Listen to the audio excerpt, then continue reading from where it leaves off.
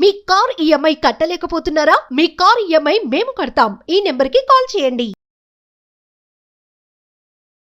Hello నమస్తే, welcome to Suman TV. ప్రస్తుతం మనతో పాటు స్టూడియోలో తోడు నీడ ఫౌండర్ రాజేశ్వరి గారు ఉన్నారు. వీరితో మాట్లాడి ఈరోజు కొన్ని విషయాలు మనం డిస్కస్ చేద్దాం. అమ్మ నమస్తే. నమస్తే అమ్మ. అమ్మ, మనం చూస్తుంటాం కొన్నిసార్లు ఏంటంటే భార్యాభర్తల గొడవలకి కారణం అంటే చెప్పుడు మాటలు ఉంటాయి కొన్ని. అవును, అంటే అది ఫ్యామిలీలో కావచ్చు, లేదంటే బయట వాళ్ళైనా కానీ కొన్ని చెప్తూ ఉంటారు. వాళ్ళలో ఆ మాటలు వినేసి వీళ్ళు గొడవ పడుతుంటారు. అలాంటివన్నీ జరుగుతూ ఉంటాయి. అయితే వాళ్ళు అంటే భార్యాభర్తలు ఎలా గ్రహించగలచ్చు అంటే వీళ్ళు మనకి చిచ్చులు పెట్టాలనో లేదంటే గొడవలు పెట్టాలనో ఇలా మాట్లాడుతున్నారు అని చెప్పి వీళ్ళు ముందే దాని గురించి తెలుసుకొని జాగ్రత్త పడడం ఎలా చేయొచ్చు అంటారు? ఫస్ట్ ఏంటంటే మన మీద మనకి నమ్మకం లోపించడం అమ్మ. ఇంకొకరి మాటకి మనం ప్రభావితం అవుతున్నాం, అంతే కదా. వాళ్ళు చెప్పిన మాట మనం నమ్ముతున్నాం అంటే వాళ్ళకి మనం ఇన్ఫ్లుయెన్స్ అవుతున్నాం. మన మీద మన కాన్ఫిడెన్స్ ఉన్నప్పుడు ఇంకొకళ్ళు చెప్పిన మాటలు మనం పట్టించుకోవాల్సిన పని లేదు.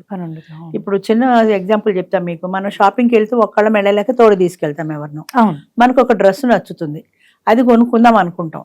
ఆ పక్కడే అదేం బాగుంది, అది నీకు సూట్ కాదు, ఆ కలర్ నీకు సూట్ కాదు, ఏదో చెప్తుంది, ఎంబడే మానేస్తాం. ఎందుకని మన మీద మనకు నమ్మకం లేదు. ఆవిడ మాటలకే ఎక్కువ ఇన్ఫ్లుయెన్స్ అయ్యి ఏమో అది బాగాలేదని కదా, బాగా లేదేమో అనుకొని వదిలేస్తాం. అది మన మీద మనకి నమ్మకం ఉన్నప్పుడు నాకు నచ్చిందని తీసుకోవచ్చు, లేదా మనకి నచ్చినా కూడా అలా చెప్తే ఆమె ఏమనుకుంటుందో అని కొంత ఆబ్లిగేషన్ ఉంటుంది. అలాగే భార్యాభర్తల మధ్య వచ్చే గొడవల్లో కూడా మా మెంబర్లో కాళ్ళు ఉన్నారు. వాళ్ళు చాలా ఇష్టపడి పెళ్లి చేసుకున్నారు, చాలా అన్యోన్యంగా ఉన్నారు, చాలా బాగున్నారు వాళ్ళిద్దరు. అట్లాంటిది ఈవిడ పొరపాటున వాళ్ళ బంధువుల ఆమెతో ఎప్పుడో మాట్లాడడం మొదలెట్టింది. ఆవిడ నెమ్మదిగా వీళ్ళ మీద పుల్లలు పెట్టింది. ఈవిడ అసలు ఏ ఆస్తి మీద ఆశ పెట్టుకోలేదు ఈవిడ. అయినా సరే నీకు ఇల్లేనా లేకపోతే ఎలా, ఆయన గట్టిగా అడిగితే ఇస్తాడు, నీకు ఆ ఇల్లు నీ పేరు మీద రాసిస్తాడు అనేప్పటికీ ఈవిడ ఆ ఇంటి కోసం మొదలెట్టింది. అక్కడి నుంచి గొడవ పెద్దదయ్యి చివరికి అది ఎక్కడి దాకా వెళ్ళిందంటే ఆమె ఇల్లు వదిలి వెళ్ళిపోయే పరిస్థితి వచ్చింది. వెళ్ళిపోయింది కూడా ఇల్లు వదిలిపెట్టి.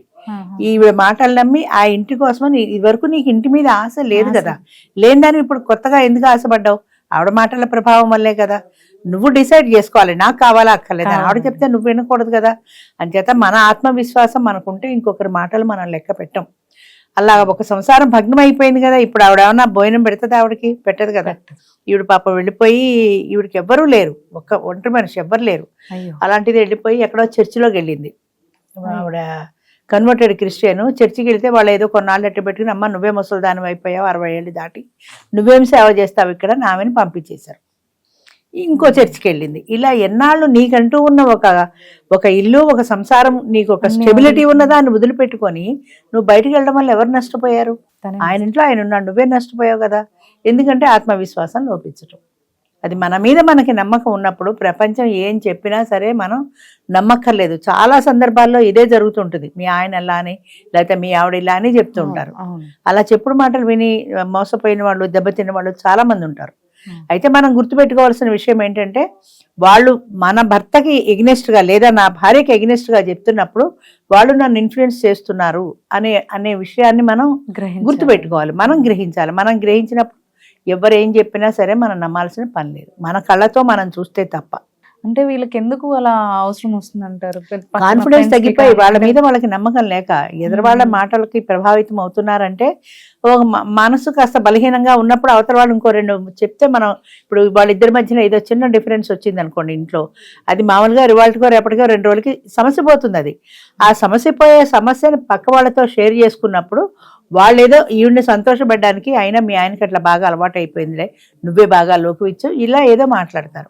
అవును నేనే బాగా లోకు ఇచ్చాను ఆయనకి అని వెంటనే ఆ మాటల్లో పడిపోతుంది. పడిపోయిన ప్రభావం ఏమవుతుంది? 2 రోజుల్లో సమస్య పోవాల్సిన సమస్య ఇందాక నేను చెప్పినట్టుగా చిలికి గాలివాని పెద్దదవుతుంది. అంచేత ముఖ్యంగా భార్యాభర్తల విషయంలో ఎవరు పట్టించుకోకూడదు. బంధువులు కానీ స్నేహితులు కానీ వేలు పెట్టకూడదు. అది వాళ్ళిద్దరూ సెట్ చేసుకుంటారు. వీళ్ళు షేర్ చేసుకుంటారు కదా. ఈ 4 గోళ్ల మధ్యన జరిగిన విషయం వీళ్ళు షేర్ చేసుకోకపోతే బయట వ్యక్తికి ఎలా తెలిసింది? వీళ్ళు షేర్ చేసుకుంటారు.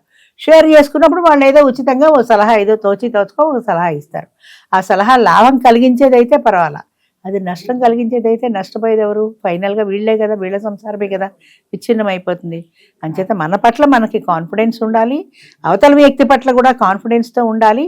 థర్డ్ పార్టీ చెప్పిన దాని మీద మనం ఇన్ఫ్లుయెన్స్ కాకూడదు, మెయిన్లీ ఇన్ఫ్లుయెన్స్ కాకూడదు.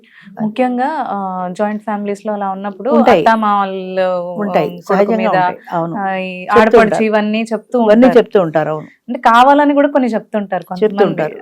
మన favor లో ఉండాలను. చాలా సందర్భాల్లో ఏమవుతుందంటే భార్యాభర్తల మధ్యన ఇలా అత్తగారు ఆడబడుచు ఇట్లా ఏదైనా చెప్తున్నప్పుడు వీళ్ళ ఆ ఇన్ఫ్లుయెన్స్ కాకూడదు. మమ్మీ ఇలా చెప్పింది, నువ్వు ఇలా చేసావు కదా అని భార్యాభర్తల మధ్య గొడవ రాకూడదు. అది ఏదైనా ఉంటే నువ్వు తల్లితోనే మాట్లాడుకో, అమ్మ నువ్వు నాకు ఇలాంటి విషయాలు చెప్పొద్దు, మేమిద్దరం చూసుకుంటాం, నాకు నా బుర్ర పాడు చేయొద్దని ఒక వార్నింగ్ ఆవిడకి ఇచ్చేస్తే ఆవిడ కూడా ఆవిడ లిమిట్లో ఉంటుంది. కామ్గా ఉంటాయి. ఇవ్వలేరు, అలా ఇవ్వలేరు. మా అమ్మని ఇలా అంటావా అని ఏదో ఒకటి మొదలు పెడతారు. అక్కడి నుంచి ఈవిడ రైజ్ అయిపోతుంది సహజంగానే. ఈవిడ తరపున మళ్ళీ వీళ్ళ అమ్మ నాన్న అంతే, involve అవ్వడం అక్కడి నుంచి వల్ల. గొడవ పెద్దది అవుతుంది కదా. ముఖ్యంగా వీళ్ళిద్దరి మధ్యలో క్లారిటీ లేకుండా లేకున్నా కూడా వస్తాయి, లేకుండడం వల్ల ఎక్కువ వస్తాయి. వస్తున్నాయి. కాకపోతే 2-3 రోజుల సమస్య పోయేదాన్ని దాన్ని చిలికి గాలవాన చేసుకుని చాపంత చేసి చాటంత చేసి ఇంకా పెద్దది చేసుకుంటారు. ఫలితంగా నష్టపోయేది వీళ్ళే. ఇప్పుడు ఆమె కోపం వచ్చి వెళ్ళిపోయినా, ఆయన కోపం వచ్చి పొమ్మన్నా నష్టపోయేది ఈజంటే కదా. పోలేరా, పోతే పోయింది, నీకు ఇంకో పెళ్లి చేస్తామంటారు వీళ్ళు. ఇంకో పెళ్లి చేస్తే మాత్రం అది మాత్రం స్థిరంగా ఉంటుందని గ్యారంటీ ఉందా? లేదు కదా. స్టార్టింగ్ నుంచి ఈ గొడవలు లేవు కదా అని అర్థం చేసుకోవాల్సింది. ముఖ్యంగా జాయింట్ ఫ్యామిలీస్లో మగవాడి పాత్ర చాలా కీలకం అమ్మ. ఎందుకంటే అటు తల్లిని ఇటు భార్యని ఇద్దరిని మేనేజ్ చేసుకుంటూ రావాలి. పగలంతా తల్లి చెవిగొరిగితే రాత్రి అంతా పెళ్ళం కొలుగుతుంది. ఎవరి మాటను వింటాడు? అంచేత వాళ్ళిద్దరిని మేనేజ్ చేసుకుంటూ రావడం అనేది ఆయన పాత్ర చాలా క్లిష్టమైంది. విడిగా ఉండన్నా సంతోషంగా ఉందాం, రోజు గొడవలు పడే కంటే అని చెప్పేసి వెళ్ళిపోతూ వస్తున్నారు. అవును, మాకు తోడు నీడల మీటింగ్లు అవుతుంటాయి, పరిచయ వేదిక పెడుతూ ఉంటాము. అందరూ పరిచయం చేసుకున్న తర్వాత ఎవరికి ఎవరు ఇష్టమైతే వాళ్ళతో మాట్లాడుకుంటారు. అందులో ఒక ఆయన ఇష్టపడింది, ఆయనతో మాట్లాడదామని జస్ట్ లేస్తోంది, పలానా ఆయనతో మాట్లాడతాను నేనని చెప్పడానికి. ఈ పక్క ఆవిడ చీర గుంజి ఎంబనడే కూర్చో అంది, ఎంబడే కూర్చుని పోయింది. అది నేను గమనించి అమ్మ నువ్వు మాట్లాడాలంటే మాట్లాడు అన్నా. వెళ్ళలేదు, ఎందుకంటే ఈవిడ వద్దు వాడు బాగలేడు అని అన్న తర్వాత వాడిని చేసుకోవడానికి ఈవిడికి ఇగో అడ్డొచ్చింది. దానికి నచ్చనని నేను ఎలా చేసుకుంటాను అనుకుని మానేసింది. ఆవిడకి ఇంతవరకు పెళ్లిగాల. అయ్యో, ఇది ఇప్పుడు నేను చెప్తున్న దాదాపు 8 సంవత్సరాల కిందట. కేవలం నేను అప్పుడే అమ్మాయిని పక్క అమ్మాయిని కేకలేసాను, ఏమ్మా నువ్వు ఎందుకు చెరగొడతావు, తను మాట్లాడుకుంటుంది, ఆయన బాగున్నాడా బాగాలేదా నీకు అనవసరం కదా అంటే అది నవ్వేసింది. అంటే ఏంటి, దాంట్లో నెగిటివిటీ ఎక్కువ. నువ్వు వాడిని చేసుకోవడం దానికి ఇష్టం లేకపోవచ్చు, లేదా నువ్వు సెటిల్ అయిపోతావు అని బాధ, ఏదో సంథింగ్ ఉంటుంది. అంచేత అలాంటి వాళ్ళు మాటలు పట్టించుకోకూడదు. నాకు నచ్చాడు నేను మాట్లాడతానంటే ఏం చేయాలి, వెళ్ళాలి అని వెళ్ళాలి. ఆ కాన్ఫిడెన్స్ నీకు ఉండాలి. లేకపోవడం వల్ల నష్టపోయేది మనమే కదా. 8 సంవత్సరాలు అయింది, ఇంతవరకు సెటిల్ అవ్వలేదు అమ్మాయి. ఇంకా 60 దాటిపోయాయి కూడా, ఇంకా అవడం కూడా కష్టం. అయ్యో, అంచేత ఇలాంటి వాటికి మనం ఇన్ఫ్లుయెన్స్ కాకూడదు. ప్రధానంగా ఏంటంటే మన మీద మనకి కాన్ఫిడెన్స్ ఉండాలి. నాకు నచ్చింది, నాకు నచ్చాడు, అంతే. నచ్చాడంటే నచ్చాడు, ఈ చీర నాకు నచ్చిందంటే నచ్చింది, అంతే. ఇంకొకళ్ళ మాట మీద ఇన్ఫ్లుయెన్స్ అయితే ప్రభావం ఇలాగే ఉంటుంది. చిన్నపిల్లల్లో కూడా, అంటే చిన్నపిల్లలనే కాదు, ఇప్పుడు కాలేజ్ వెళ్ళే వాళ్ళలో కూడా ఫ్రెండ్స్ మాట విని చాలా పాడైపోతూ ఉంటారు. ఎక్కువ ఉంటుంది వాళ్ళ ప్రభావం. టీనేజ్ అమ్మాయిల మీద ఇంకా ఎక్కువ ఉంటుంది వాళ్ళల్లో కూడా. సో వాళ్ళు తీసుకున్న డెసిషన్ మీద కాన్ఫిడెంట్ లేకపోతే అదే నష్టపోతారు, వాళ్ళే నష్టపోతారు. సలహా చెప్పింది ఏం పోయింది, ఏదో సలహా చెప్పేసింది వెళ్ళిపోయింది, కానీ దానివల్ల నీ జీవితం నాశనం అవుతుంది కదా. ముఖ్యంగా చెడుగా నెగిటివ్ గా వచ్చే సలహాలు అసలు తీసుకోకూడదు. దానివల్ల నా నెగిటివిటీ వల్ల నీ సంసారం పాడైపోతుంది కదా. అది పాజిటివ్గా ఉండి ఏదో కోపంలో అంటే అన్నాళ్ళే నువ్వు పట్టించుకోకు, ఊరుకో, అదే సర్దుకుంటుంది అని చెప్తే పర్వాలే. నిన్ను అంటాడా, నీకేం చదువు లేదా, ఉద్యోగం లేదా, నీకేం తక్కువ అని ఇలా మాట్లాడింది కొద్దీ అవును నాకేం తక్కువ అని ఫీల్ అయిపోతుంది. దాని ప్రభావం ఏమవుతుంది, వాళ్ళ సంసారం మీద పడుతుంది. అంచేత పాజిటివ్గా వచ్చే సలహా తీసుకోవచ్చు, కానీ నెగిటివ్గా వచ్చే సలహాలు అస్సలు తీసుకోకూడదు. ఆలోచించుకుని అడుగేయాలి, అంతే. ధన్యవాదాలు. Thank you.